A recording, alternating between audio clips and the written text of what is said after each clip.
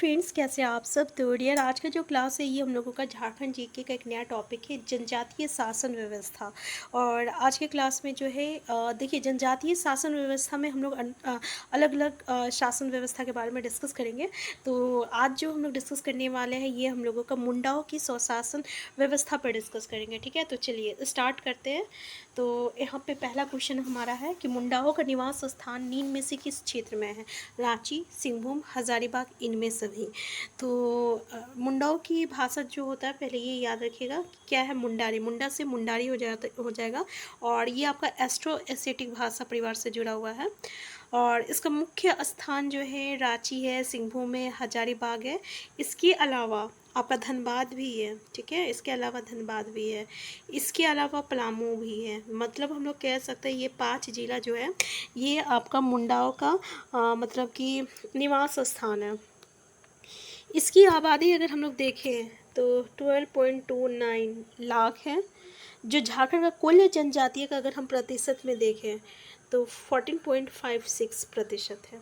ठीक है, इसका मतलब जैसे कि हम लोग जानते हैं कि हम लोग का झारखंड में 4 सबसे बड़ी जनजाति हैं, तो उसमें मुंडाओं का स्थान जो है ये कितना है, तीसरा स्थान रखता है। मुंडा सबसे बड़ा कौन सा है, संथाली है। तीसरा क्या हो जाएगा, आपका मुंडा हो जाएगा। तीसरा जो है झारखंड की तीसरी बड़ी जनजाति ये कौन है, मुंडा है। ठीक है, तो 5 जिला कौन कौन सा याद रहेगा ना, रांची, सिंहभूम, हजारीबाग और क्या है, धनबाद है और पलामू है। नेक्स्ट क्वेश्चन है, मुंडाओं की स्वशासन व्यवस्था में निम्न में से किस प्रकार के मामलों का निपटारा किया जाता है। पहला, सामाजिक, धार्मिक, आपराधिक। तो भाई ये सभी जो है सभी का निपटारा किया जाता है, आंसर डी हो जाएगा। नेक्स्ट क्वेश्चन है, नेक्स्ट क्वेश्चन है आपका कि मुंडा शासन व्यवस्था में गांव का प्रधान कौन होता है। महतो, मांझी, मुंडा, अमानकी। देखिए ये सब क्वेश्चन में थोड़ा सा आपको जो है कन्फ्यूज़न होता है, क्योंकि सब जो रहता है ना ये सिमिलर ही देखने को मिलता है, और कहीं ना कहीं जो है हमारा जनजातीय में ये सब का नाम हमें देखने को मिलता है। तो इस सबको आपको है बार बार याद करना पड़ेगा कि मुंडा शासन व्यवस्था में जो गांव का प्रधान होता है उसको हम लोग क्या कहते हैं, मुंडा कहते हैं।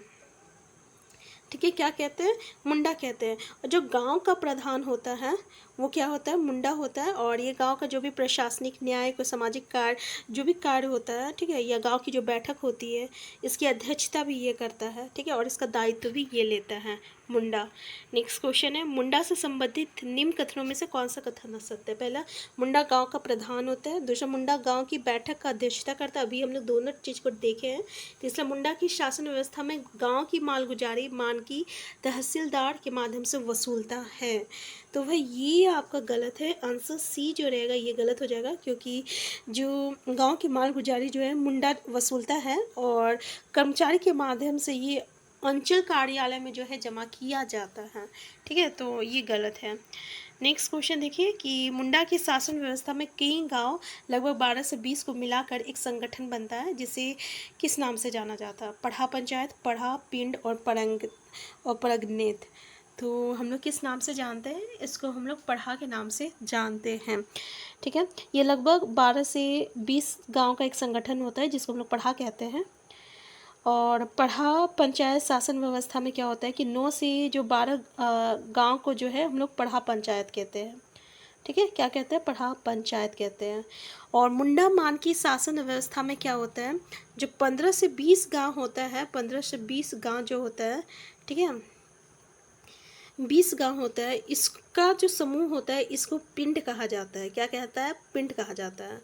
और मांझी शासन व्यवस्था में जो 15 से 20 गांव होता है, गांव का जो समूह होता है इसको हम लोग परेगनेत कहते हैं। क्या कहते हैं, परेगनेत कहते हैं, ये वाला परेगनेत। ठीक है, तो पिंड समझ में आ गया ना, पिंड किसको कहेंगे, पिंड होता है मुंडा मान की शासन व्यवस्था में, है ना।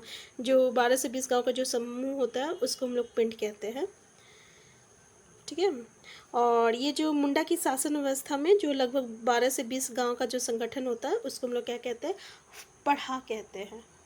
तो पढ़ा, पिंड और परंगनेत, ये तीनों चीज़ याद रखिएगा। ठीक है, और पढ़ा पंचायत क्या था, तो पढ़ा पंचायत में 9 से 12 गाँव का।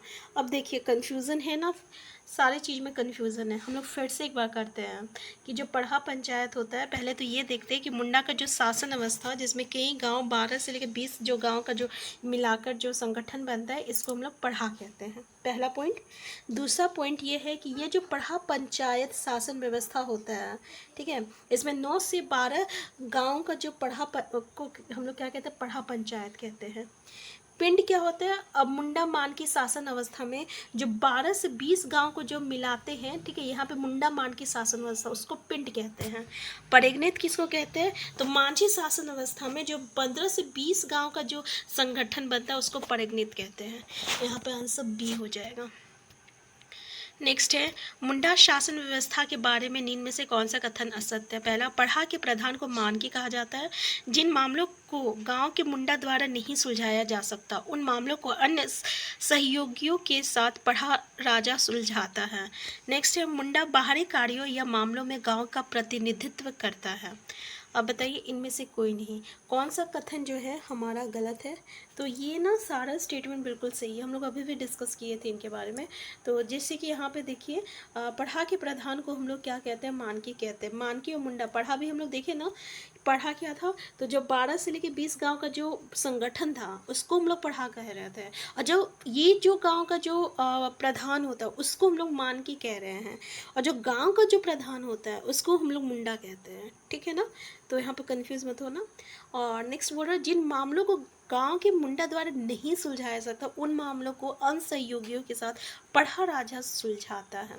अब समझ में आया। पढ़ा तो वो है ना जो भाई तुम्हारा 12 से लेके 20 गांव का जो मेन लीडर है उसको पढ़ा कह रहे हैं। तो गांव का जो है आपका प्रधान हो तो मुंडा है, तो जब वो नहीं सुलझा पाता है तो उससे बड़ा कौन है, पढ़ा है, तो पढ़ा के पास जाता है तो पढ़ा उसको सुलझाता है। तो ये भी स्टेटमेंट सही है। फिर मुंडा जो है बाहरी कार्यों या मामलों में गांव का प्रतिनिधित्व करता है, तो ये तो पहले ही डिस्कस किए हुए थे ना। तो इनमें से कोई भी स्टेटमेंट गलत नहीं है भाई, आंसर डी हो जाएगा। नेक्स्ट, मुंडा शासन व्यवस्था में कितने पढ़ों में एक राजा होता है, 12, 20, 22 और 25। तो देखिए, गांव का प्रधान मुंडा कहलाता है। 12 से 20 गांव का जो समूह होता है वो पढ़ा बनता है। उसका जो प्रधान होता है उसको हम लोग पढ़ा राजा कहते हैं। और जो 22 पढ़ों के समूह का जो प्रधान होता है, ठीक है ना, उसको हम लोग राजा कहा जाता है। तो मुंडा शासन व्यवस्था में कितने पढ़ों में एक राजा होता है, 22 में होता है। आंसर सी हो जाएगा। नेक्स्ट क्वेश्चन है, मुंडा शासन व्यवस्था के बारे में निम्न में से कौन सा कथन असत्य है। पहला, मुंडा गांव के विकास, सुरक्षा, झगड़ों के निपटारा, गांव के अन्य मामलों का फैसला करने में, हाँ ये तो हम लोग देख लिए भाई, गांव का तो प्रधान होता है तो जो भी उसका दायित्व होता है मतलब कि जो सामाजिक, धार्मिक और आपराधिक जो भी आपका केसेस होती है सबको वही सुलझाता है, तो ऑब्वियसली ये तो बिल्कुल सही रहेगा। फिर पढ़ा राजा गांव के मामलों में हस्तक्षेप नहीं कर, पढ़ा तो वो था ना जो 22 गांव का था, ठीक है ना, पढ़ो का जो राजा था, ठीक है, यानी पढ़ा जो है कौन था, तो जो 12 से 20 गांव का जो समूह था वो एक पढ़ा बनता है, उसका प्रधान को हम लोग पढ़ा राजा कहते हैं। और जो 22 पढ़ों का जो समूह होता है, 22 पढ़ों का जो समूह होता है उसके प्रधान को राजा कहते हैं। देखिए यहाँ पे थोड़ा सा समझने का कोशिश कीजिएगा, हम फिर से एक बार डिस्कस करते हैं, ठीक है, सुनिएगा ध्यान से, नहीं तो कन्फ्यूज़ होइएगा। गांव का जो प्रधान होता है वो मुंडा कहलाता है, ठीक है। जब हम लोग 12 से लेके 20 गांव का जो समूह होता है उसको हम लोग पढ़ा कहते हैं, ठीक है, वो पढ़ा बनता है और इसके प्रधान को पढ़ा राजा कहते हैं। अब ये पढ़ा, ठीक है, जो 22 पढ़ा, यहाँ पे पढ़ा बोल रहा है, मतलब सोच रहे हैं ये 12 से 20 गांव जो होता है वो एक पढ़ा बन गया। इस तरीके से 22 पढ़ा का जो प्रधान होता है उसको हम लोग राजा कहते हैं। मतलब आप समझ रहे हैं, ये बहुत ही मतलब कि हाई पोस्ट मतलब बोल रहा है। तो आंसर क्या हो जाएगा हम लोगों का यहाँ पे, इसमें सभी सही हो जाएगा, सभी कथन सत्य है। तो जो पढ़ा राजा मुंडा के कहने पर गांव के मामलों में हस्तक्षेप करता है। अब कॉमन सी बात है ना कि पढ़ा तो सबसे टॉप पे बैठा हुआ है, अब उससे नीचे वाला को कोई प्रॉब्लम होगा तो वो ऊपर जा सकता है ना। जैसे कि हमारे जो राज्य में जितने भी जिला स्तर पे बैठे हुए हैं, अगर उनको कुछ प्रॉब्लम होगा तो वो हमारा केंद्र पे जा सकते हैं, राज्य पे जा सकते हैं। तो आंसर डी हो जाएगा, सारा स्टेटमेंट सही है। नेक्स्ट है, पढ़ा राजा के कामों में सहयोग के लिए एक डैश होता है जिसे सहायक कहा जाता है। मुंडा, मानकी, ठाकुर और क्या है आपका घटवाड़ है। तो देखिए, पढ़ा राजा के जो कामों में सहयोग के लिए एक एक डैश होता है, क्या होता है भाई? तो एक ठाकुर होता है जिसे सहायक कहा जाता है, ठीक है। नेक्स्ट क्वेश्चन है आपका, दीवान निम्न में से किसका मंत्री होता है? राजा का, पढ़ा राजा का, मुंडा का, इनमें से कोई नहीं। तो दीवान जो रहता है ये पढ़ा राजा का मंत्री होता है, पढ़ा राजा का मंत्री होता है। दीवान दो प्रकार का होता है, ठीक है। एक होता है गढ़ दीवान होता है, ये देखिए गढ़ दीवान होता है, और एक जो होता है राज दीवान होता है, ठीक है, एक राज दीवान होता है। तो डियर, आज का क्लास हम यहीं तक रखते हैं और इसे आगे हम लोग नेक्स्ट क्लास में डिस्कस करेंगे। ये टॉपिक भी काफ़ी इंटरेस्टिंग है, अगर आप अच्छे तरीके से समझिएगा तो आपको एग्ज़ाम में जो है कन्फ्यूज़न नहीं होगा। अदरवाइज़ हमें इन जनजातियों में कन्फ्यूज़न देखने को मिलता है एग्ज़ाम में, ठीक है। तो हम फिर मिलते हैं नेक्स्ट क्लास में। चैनल में नए हैं, चैनल को सब्सक्राइब कर लीजिएगा। Thank you.